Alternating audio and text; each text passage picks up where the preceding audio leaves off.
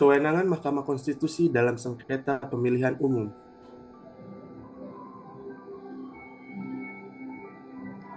Sebelum berbicara tentang Mahkamah Konstitusi, lebih baiknya kita berbicara tentang konstitusi itu terlebih dahulu.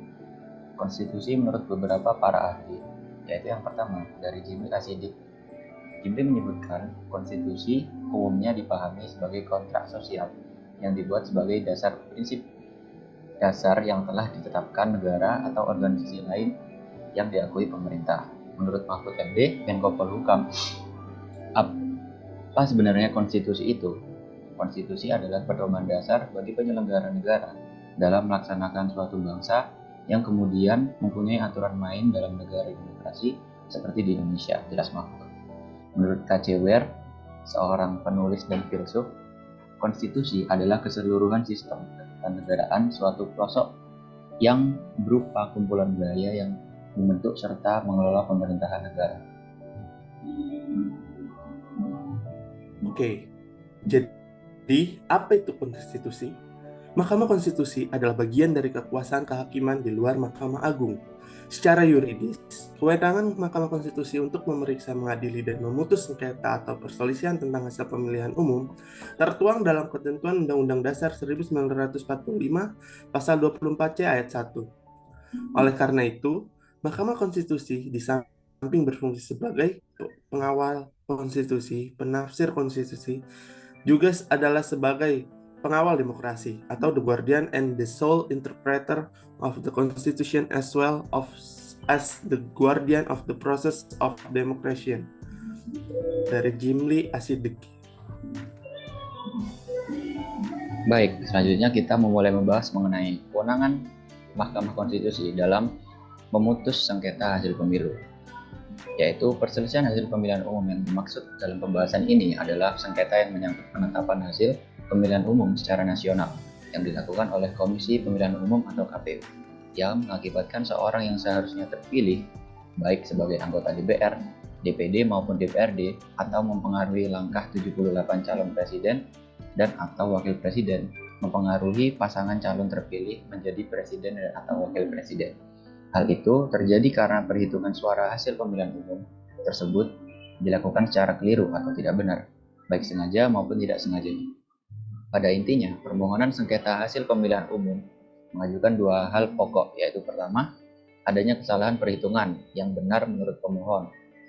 Dasar perhitungan menunjukkan ketidakbenaran perhitungan KPU.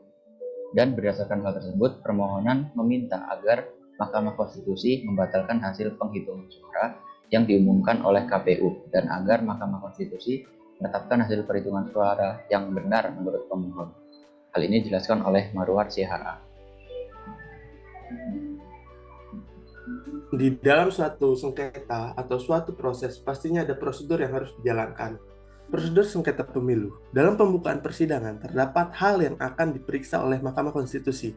Antara lain, yang pertama, kewenangan Mahkamah Konstitusi, kedua, kedudukan untuk pemohon, ketiga, pokok permohonan, keempat, keterangan KPU, kelima, alat bukti. Mahkamah Konstitusi hanya akan mengeluarkan penetapan perolehan suara lewat pemilu secara nasional jika persengketaan penetapan perolehan suara itu dapat mempengaruhi perolehan kursi peserta pemilu.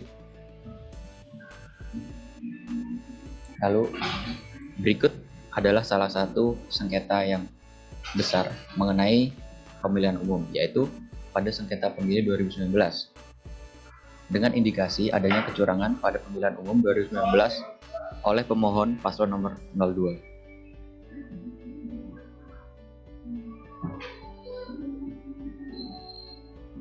Legal standing.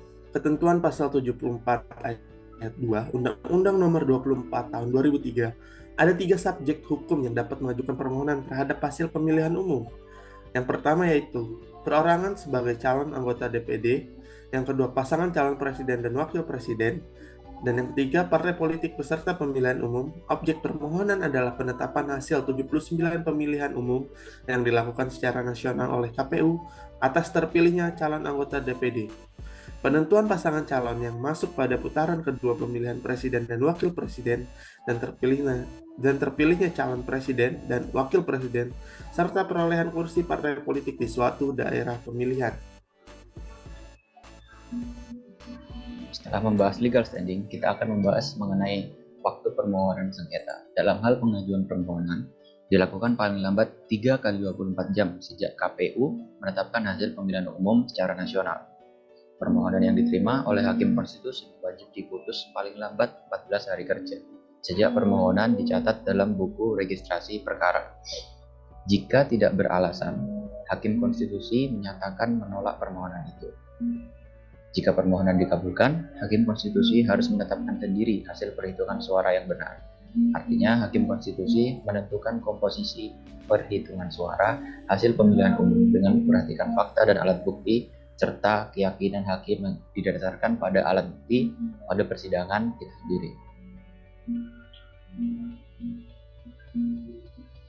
Konstitusi adalah piagam yang menyatakan tentang cita-cita suatu bangsa dan dasar organisasi suatu bangsa. Meriam Budiarjo. Yang bisa disebut sebagai filosofi dari konstitusi itu sendiri. Sehingga konstitusi itu lebih berarti untuk suatu negara dan bisa dijalankan dengan semaksimal.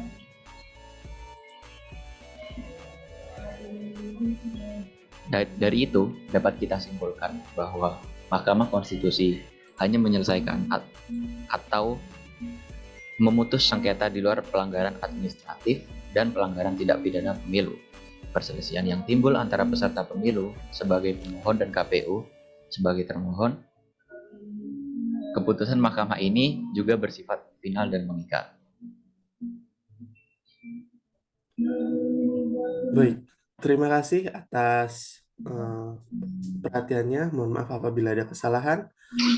Saya Muhammad Kirat Arsy dan teman saya Muhammad Ginanjar Fitrianto mengundurkan diri. Terima kasih. Assalamualaikum warahmatullahi wabarakatuh.